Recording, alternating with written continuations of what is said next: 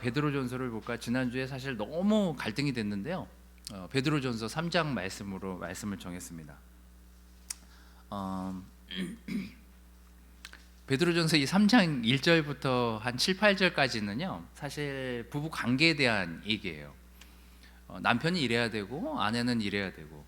참 재밌게도 에베소서에 나오는 부부에 대한 어떤 디렉션, 하나님의 말씀이 에베소서에 있다면 이 베드로전서에도 이 앞에는 사실 부부관계에 대한 얘기예요. 남편이 이래야 되고 아내는 이래야 되고. 근데 그것도 또 그 두 사람만의 관계인 것 같지만 그것도 좀 넓혀보면 사실은 이게 되게 의미 있는 관계구나, 이 부부 관계라는 것이. 우리가 사실 부부도 관계를 맺지만 부부들을 떠나서 자녀하고도 관계를 맺고 이웃하고도 관계를, 결국은 다 관계 안에서 우리가 살아가는 존재잖아요.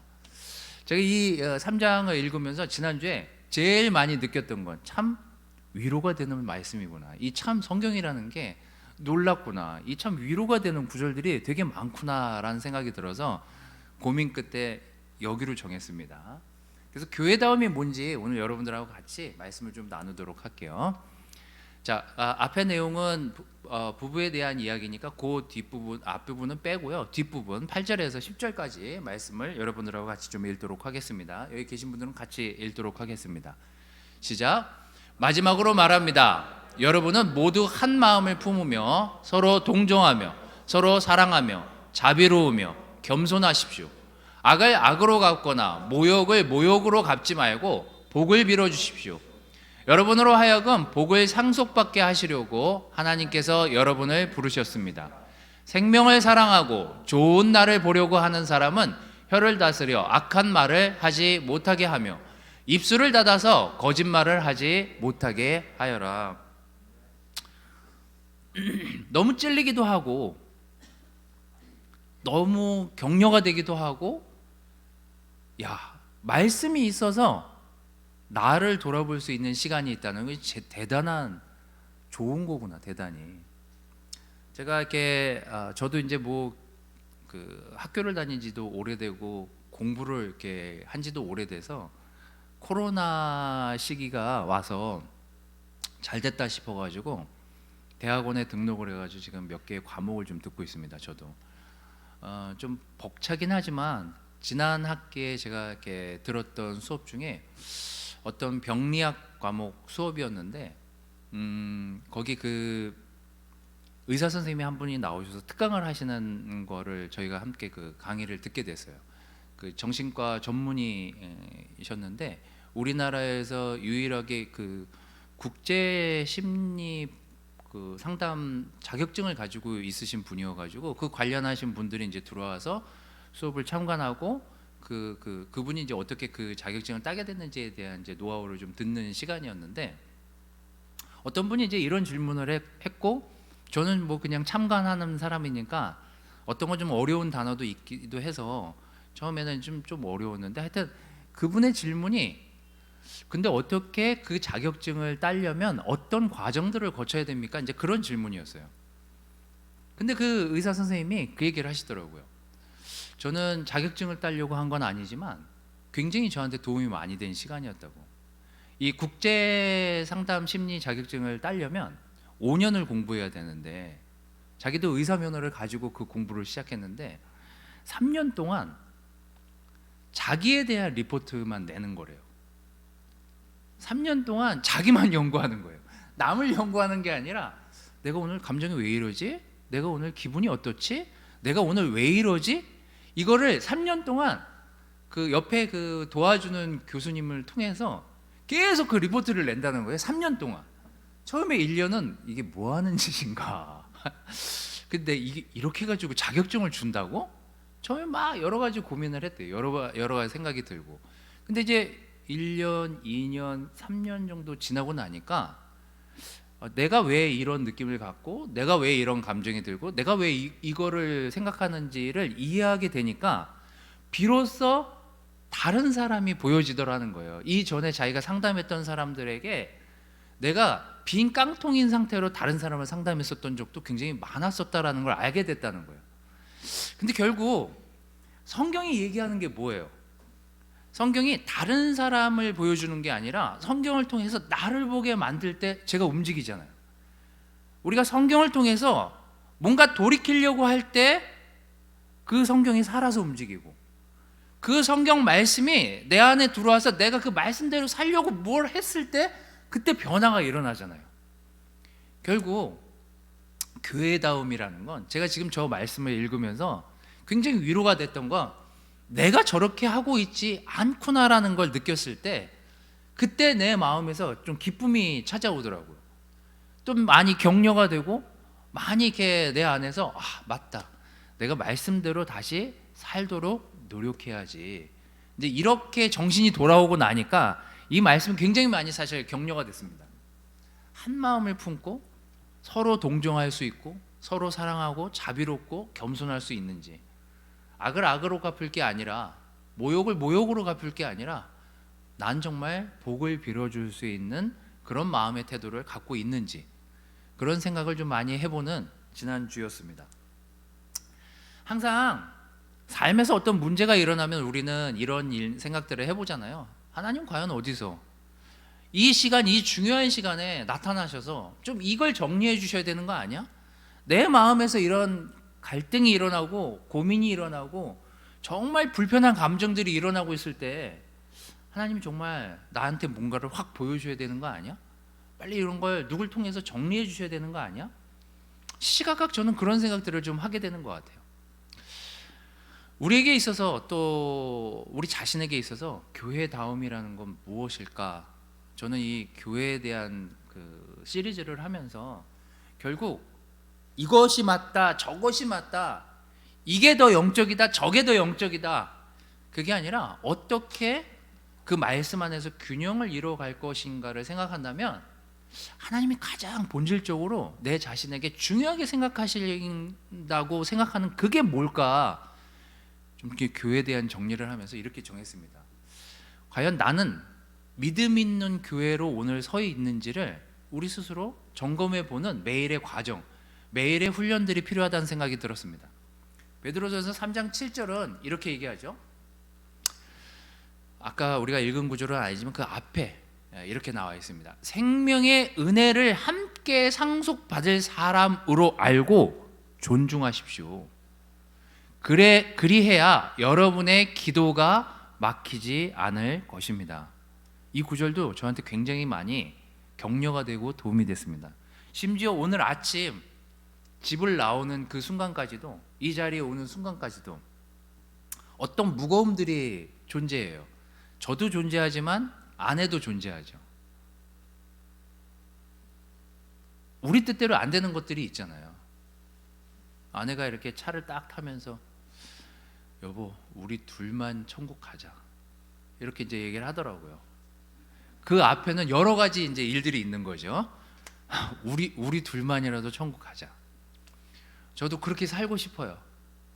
우리 둘만 예수님을 열심히 믿고 정말 행복하게 살다가 주님을 만나고 싶지만 세상이 그렇지가 않잖아요. 그러다 보니 여러 가지 감정들이 밀려오고 여러 가지 불편한 일들을 겪다 보면 많은 이렇게 생각들이 좀 이렇게 믿음이 올라오고 있다라는 느낌이 아니라 믿음이 떨어지고 있을 때가 제일 사실 우리가 그 신앙생활하면서 많은 그 불편한 감정을 느껴야 되는 시간인 것 같습니다. 제가 왜 그런 걸 느끼냐면요, 지난주에 이제 여러 가지 이제 일들이, 그 복잡한 일들이 있다 보니까 막 이제 어느 때는 이제 생각하게 되잖아요. 근데 어느 때는 좀 제가 이제 상태가 괜찮을 때는 그냥 이렇게 막 자연을 봐도 기도를 하고 막 이렇게 어딜 가서 하나님, 정말 하나님이 놀랍게 이 세상을 창조하시고 참 놀라운 거 허락하셨네요. 근데 이제 상태가 안 좋아진 저의 모습을 딱 어디서 확인하냐? 기도를 못 하는 거죠. 기도하고 싶지 않고, 또 기도하려고 그러면 막 딴 생각이 나고, 와이프가 기도하자 그러면 기도하고 싶지 않아 지금, 이렇게 반응하는 저를 보면서 떨어졌어 그런 생각을 좀 하게 됐습니다. 기도가 막히는 이유는 다른 게 아니거든요, 사실.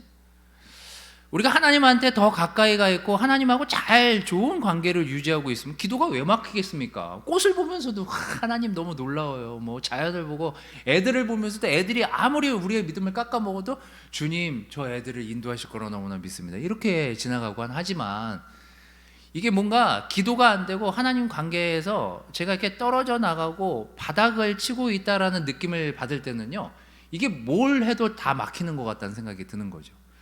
기도가 안 나오는 그 순간을 제가 지난주에 생각해 보면서 내가 하나님 관계에서 많이 소원해졌구나, 이 생각이 좀 많이 들었습니다.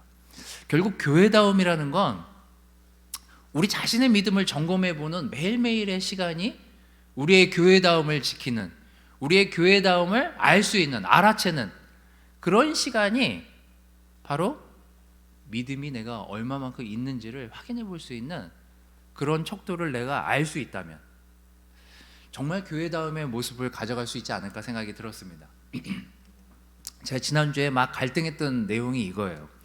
베드로전서랑 이 마태복음 17장을 놓고 어느 걸 더 설교를 할까 하다가 아까 베드로전서를 정했다고 하는데, 참 예수님이 제자들하고 또 거기 있는 많은 사람들한테 믿음에 대해서 왜 이렇게 믿음이 없니? 라고 얘기를 많이 하신 구절들을 제가 찾아봤는데, 제가 믿음이 떨어지는 것 같아가지고 믿음 관련한 구절들을 쭉 찾다가 이 구절이 되게 많이 사실 도움이 많이 됐습니다. 잘 보세요. 제자들이 분명히 마태복음 그 10장에 보면은 너희에게 내가 권세를 줄게, 허락할게, 너희들이 귀신도 쫓아보고 방언도 할 거고 나의 버금가는 능력을 너희들이 갖게 될 것이다. 마태복음 10장에 나오거든요. 근데 예수님이 잠깐 없는 사이에 그런 능력을 받았다라고 생각했는데 그런 능력이 발휘가 안 된 자신들이 되게 한탄스러웠던 것 같아요. 되게 답답했었던 것 같아요. 그리고 예수님한테 이렇게 물어봅니다. 너무 알고 싶어요, 예수님. 분명히 예수님한테 그 많은 능력을 우리가 부여받았다고 예수님한테도 듣고 나도 그 능력을 소유했다고 생각했는데 왜 우리는 안 되는 걸까요? 그게 너무 궁금했었던 것 같아요, 제자들이.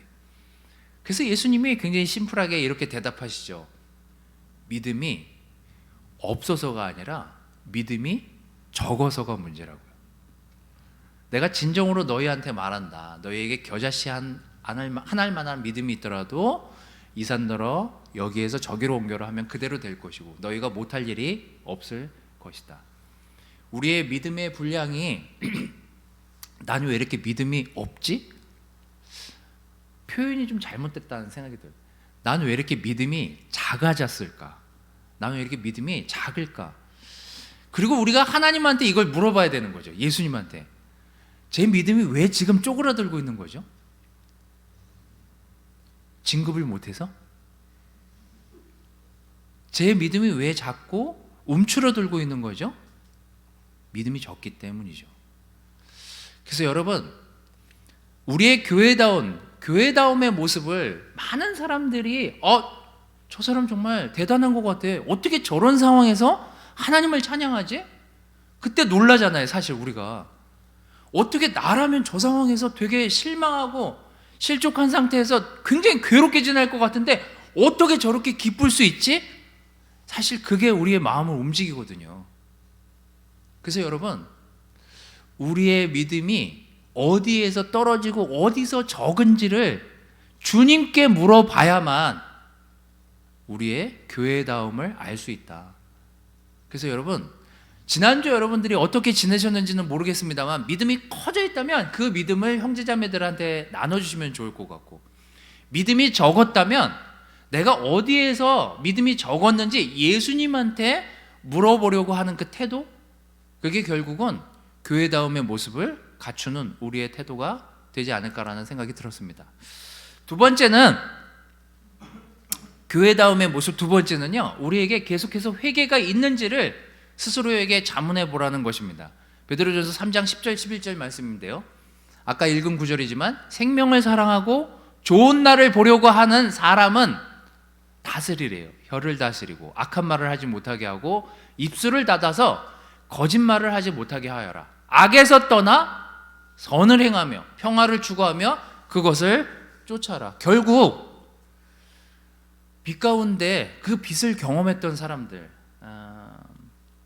예수님을 만나서 자기 지난 시간들을 돌이키고 다시 예수님께로 가려고 해서 어둠을 버리고 빛 가운데 서려고 했던 경험을 했었던 사람은 결국 이걸 아는 것 같아요.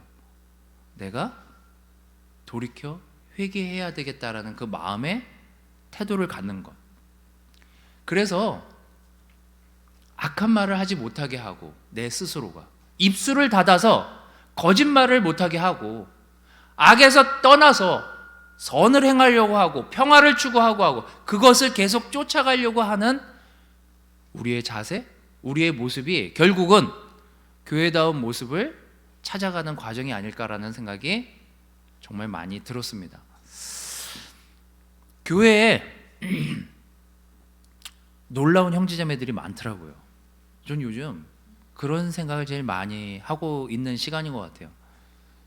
내가 좀 더 많이 성경을 읽고 좀 더 많이 말씀을 좀 연구하고 본다 한들 형제자매들 중에 예수님과 같은 태도와 예수님과 같이 그 큰 마음을 품은 사람들을 볼 때마다 제 모습이 위축되고 작아지는 것들을 보게 돼요. 아, 내가 믿음이 없었구나. 저렇게 놀라운 형제자매들이 옆에 있었는데 내가 몰랐구나. 결국 우리의 교회다움의 모습을 잃지 않으려고 하는 그 마음의 가짐을 계속 가지고 우리가 가려고 한다면요, 우리 교회 안에서 이런 기본적인 전제들이 되어 있어야 되죠.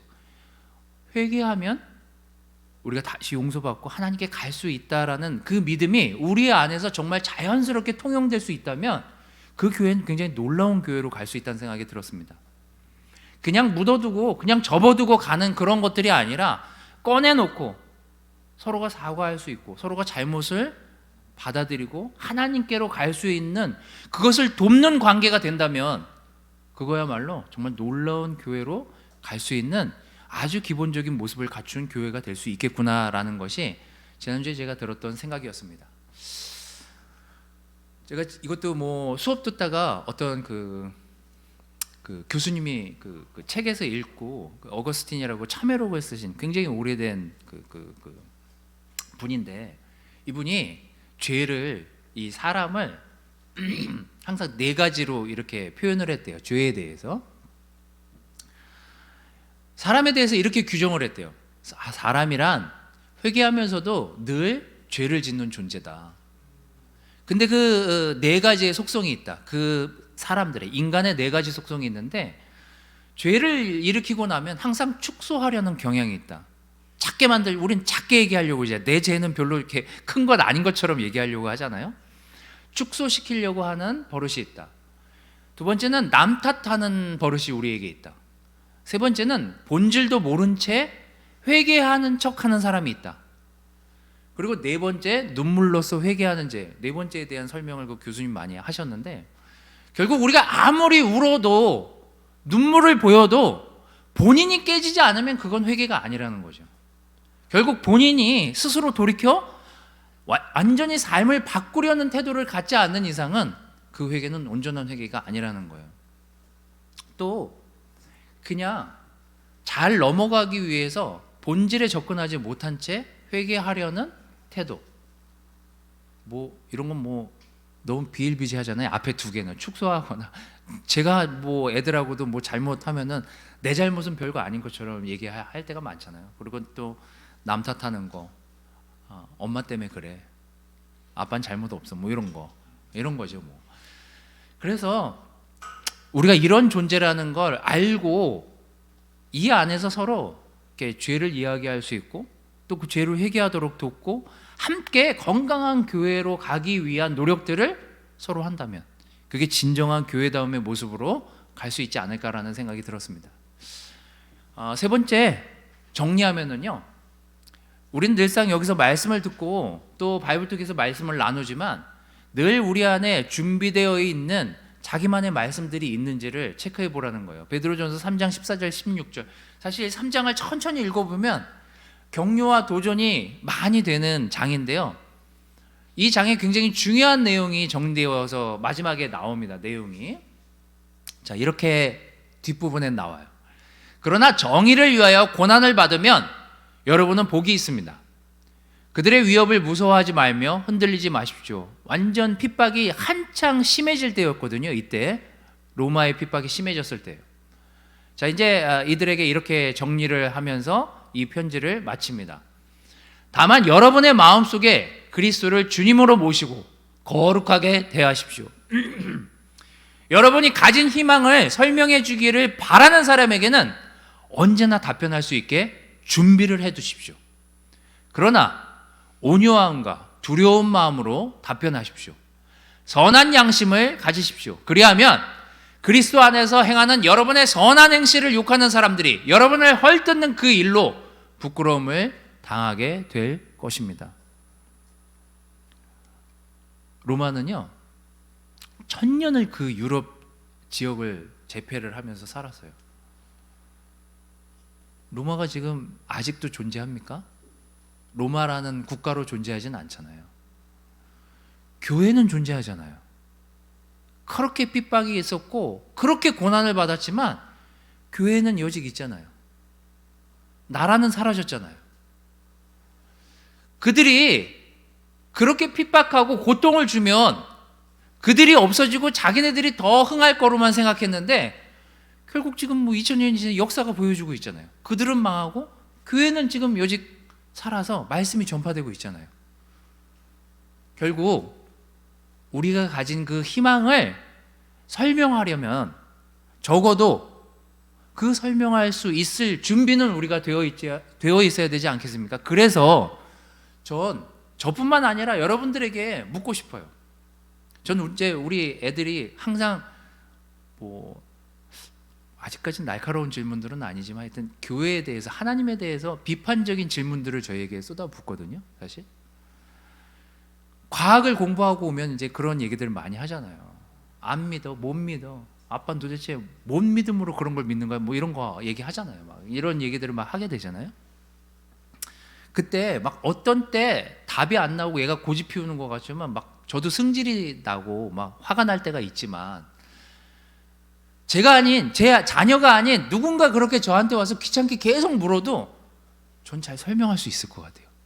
제 자식만 제가 잘 컨트롤을 못해요. 사실 잘 설명할 준비는 항상 하고 있는데 그런 걸 물어오는 사람이 세상 사람이 아니라 우리 자식인 게 제가 답답한 거죠. 사실 그 부분이 좀 답답한데, 자, 그래서 저는 여러분들이 성경을 읽을 때 또 성경을 많이 읽으셨으니까 저는 여러분들 마음속에서 이렇게 딱 떠오르는, 내가 다른 사람 만나서 또 직장 사람이나 주변에 있는 사람들이 삶에서 좀 희망을 잃어가거나 어려운 과정이 있을 때 난 꼭 이 구절을 그 사람에게 꼭 전해주고 싶어. 내가 이것 때문에 예수님을 믿게 됐다. 내가 이것 때문에 소망을 가지고 산다. 내가 이것 때문에 하나님 믿는 거야. 근데 저도 그렇게 나락에 떨어져 있을 때 누군가 와서 성경책을 펴고 그 말씀을 읽어주고 내가 이것 때문에 살아났었어. 내가 이것 때문에 사실 그 어둠 가운데서 이렇게 나오게 된 거야. 사실 그때 저도 희망을 보게 됐거든요. 저도 그때 다시 예수님을 찾게 되고 그때 다시 십자가가 뭔지, 하나님의 영광이 뭔지 그걸 다시 더듬어 찾아보게 됐거든요.